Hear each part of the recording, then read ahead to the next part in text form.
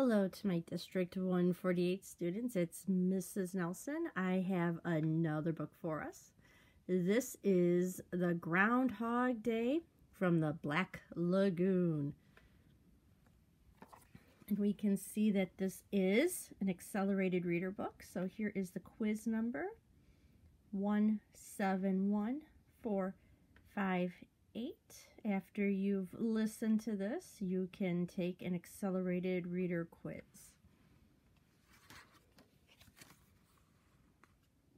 And we can see our book has 13 chapters.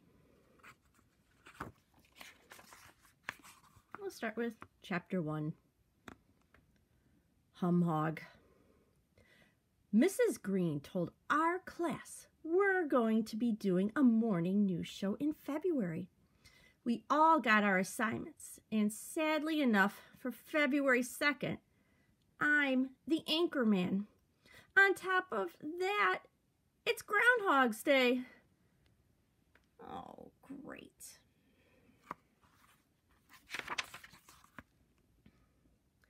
There are many silly holidays, but the silliest of all has to be Groundhog Day.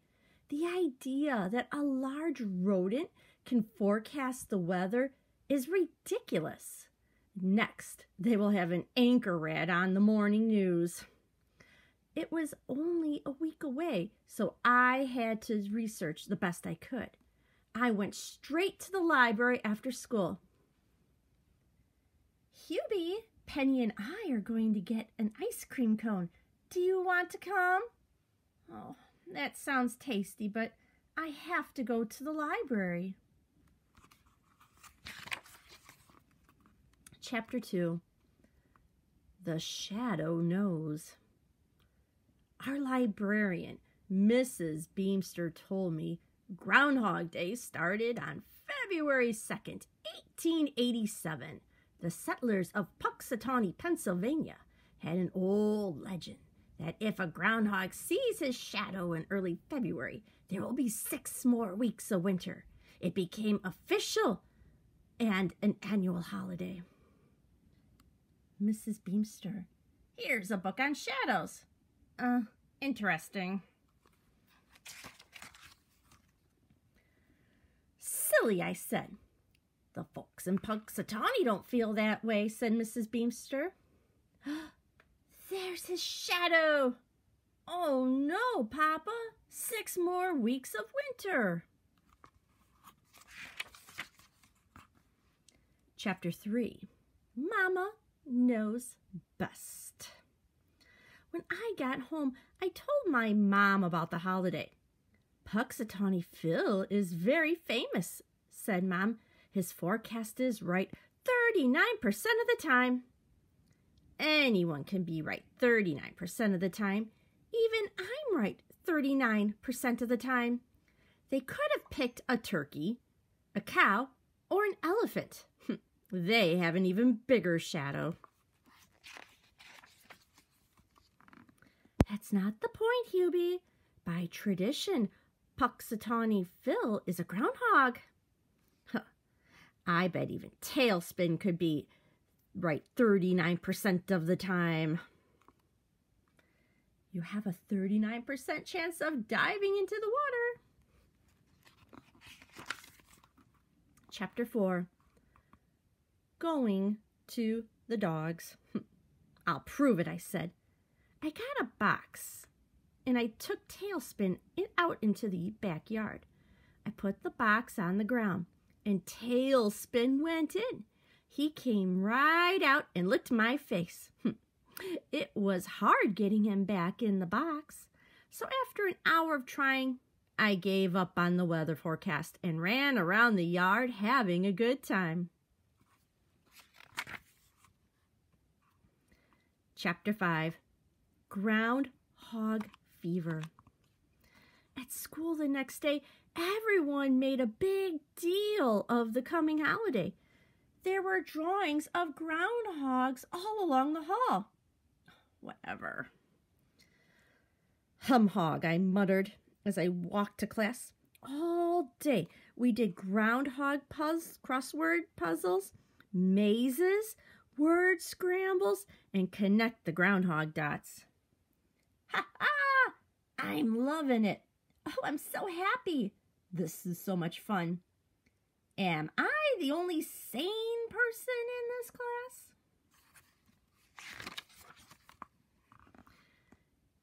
There was even a Groundhog Day play in the cafeteria. Eric played the lead. He actually looked like a groundhog. I just sat in the middle of it all. Hum-hog, I thought. Hum-hog. Mare, can Phil the groundhog see his shadow? Yes, townspeople, we will have 6 more weeks of winter. Chapter 6, The Green Team. After school, Mrs. Green met with the news team. Freddie would report on the cafeteria lunch. Tasty fish sticks today. Derek would report on the sports. Girls' basketball practice after school. Penny would do social events. The chess tournament has been canceled because nobody knows how to play it. Doris would give the pledge. I pledge allegiance to the flag. And Eric would ask a riddle. What runs around the yard but never moves? A fence. And I would report on the big event, the news from Punxsutawney, Pennsylvania. Oh, brother.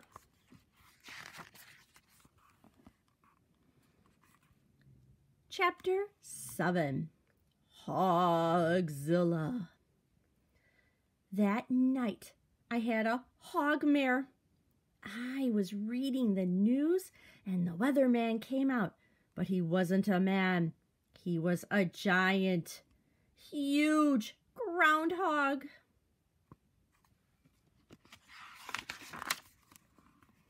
In fact, he was Hogzilla. He cast a big shadow. He lumbered through the wall of the library and out into the schoolyard. He knocked over the jungle gym and the swings. He turned and came back into the school and picked me up. Well, folks, I guess we're in for 6 more weeks of winter, I said.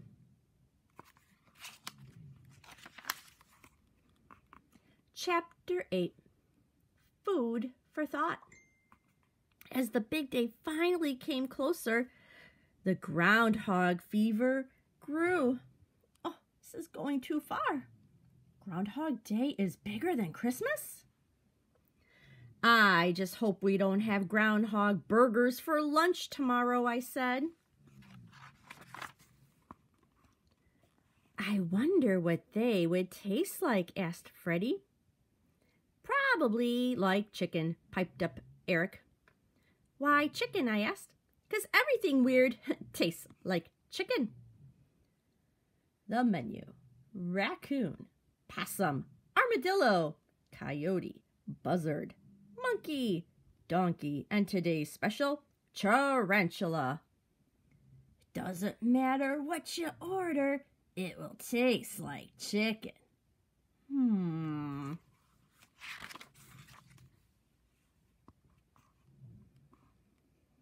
I heard snake tastes like chicken, said Freddie. Ugh, I said. In China, they eat snake all the time, said Freddie. If you're in China, said Eric, you can have snake on a stick. Snake aroni, shish can snake, and a snake shake. They would all be snake shacks. I smiled. You're grossing me out, Eric. Yeah, Eric, put a lid on it. Chapter 9, The Horse's Mouth. Being the anchor was weighing me down, so I went to the speech teacher, Mrs. Mumbles, for exercises to improve my diction. Well, Hubie, Demosthenes, a famous Greek orator, practiced speaking with pebbles in his mouth, said Mrs. Mumbles. Did he ever swallow any, I asked. I don't think so, said Mrs. Mumbles. Do you have any other tips, I asked. There are jaw-stretching exercises, said Mrs. Mumbles. Open your mouth as wide as possible and move it around in circles. I did. Good, said Mrs. Mumbles. Now practice that as much as possible. You need to open your mouth wider, Hubie, like this. Chapter 10, Big Mouth. I practiced in class. Are you all right, Hubie? Asked Mrs. Green. I practiced on the school bus. Are you all right? Asked Eric. Maybe Hubie has lockjaw. Oh, is that contagious? I practiced at home. Are you all right? Asked Mom. I'm fine, I answered. I'm in the home stretch. I don't think my mouth will close. And I can't keep my mouth open any longer. Chapter 11. Anchors Away. The day the newscast finally arrived, I had to get up very early because Phil came on TV at 7:25 a.m. Phil took his time as everyone stood around a little hole waiting for him to come out. Maybe he won't come out at all, I said, watching the TV. They may have to pull him out, said Mom. Come out of there, you little stinker. Maybe he has stage fright, I said. Maybe he forgot his lines, said Mom. First of all, I'd like to thank the mayor who organized this exciting event. I was about to go have breakfast when a little nose poked out of the hole. Then teeth, then ears, then a little fat body, then a tiny tail. It was Punxsutawney Phil himself. He looked around, wiggled his nose, and went back into the hole. Wow! All the officials looked at one another and wiggled their noses. Phil didn't see his shadow mare. I know. Oh, I'm so happy. I looked at Mom, and Mom looked at me. I guess spring is in the air, I smiled. Chapter 12. On the Air. Hello, kids. This is Hubie Cool with the news. Our headline this morning is that Groundhog Day got off with a little wiggle. Punxsutawney Phil forecasts that spring will be here before you knows it. Now here's Freddie with the cafeteria menu. Today we're having fish sticks, French fries, and Pepto-Bismol. Only kidding. Luckily, we're not having the meatloaf monster. Now here's Derek with sports. In basketball, the 4th grade squeaked by the 3rd grade, 107-6. The 3rd grade is asking for a rematch. Now here's Penny with the society report. Doris is planning on giving Hubie a Valentine's Day card that says, I love you. Thank you, I said, blushing. If we can stand up, Doris will give us her pledge. The pledge to our nation. Doris put her hand on her heart and looked at me the whole time. Now, last but not least, I said, a little flustered, here's Eric with a knock-knock joke. Knock, knock, said Eric. Who's there, I asked. Phil, declared Eric. Phil, who? I asked. I've had my fill of Groundhog Day, laughed Eric.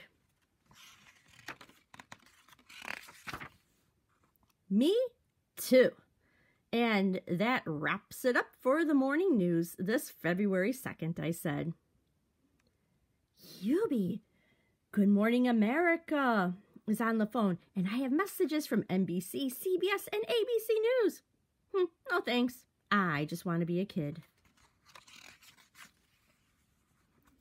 Chapter 13, Heart to Heart. QB, February 14th is Valentine's Day. Who are you giving cards to? Asked Eric. No one, I grumbled. No one, said Eric. You're going to break a lot of hearts. Oh, my heart is crushed. Mine is broken. Mine is obliterated. I've run out of tears. Hum, heart, I said. If there's one holiday even more silly than Groundhog Day, it's Valentine's Day. And they both come in February. At least you get them over with early for the rest of the year, said Eric. You can say that again, I sighed. At least you get them over with early for the rest of the year, smiled Eric.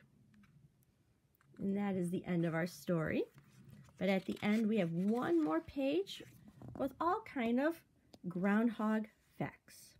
1, also known as woodchucks or whistle pigs. 2, they weigh 13 pounds and are about 20 inches long. 3, they hibernate or sleep from October to March. 4, they eat grasses, berries, vegetables, tree bark, grasshoppers, insects, and snails. 5, they can swim and are excellent tree climbers. 6, a baby groundhog is called a kit or a cub. And 7, they dig and live in their burrows, which can be 5 feet below ground. And 8, groundhogs are related to squirrels. And again, this is the end of the Groundhog Day from the Black Lagoon. And here is that accelerated reader quiz information. It is worth a half a point. It's a 3.3 reading level, and the quiz number is 171458. Thank you for listening, and make sure to check out my other videos on my YouTube channel. Thank you.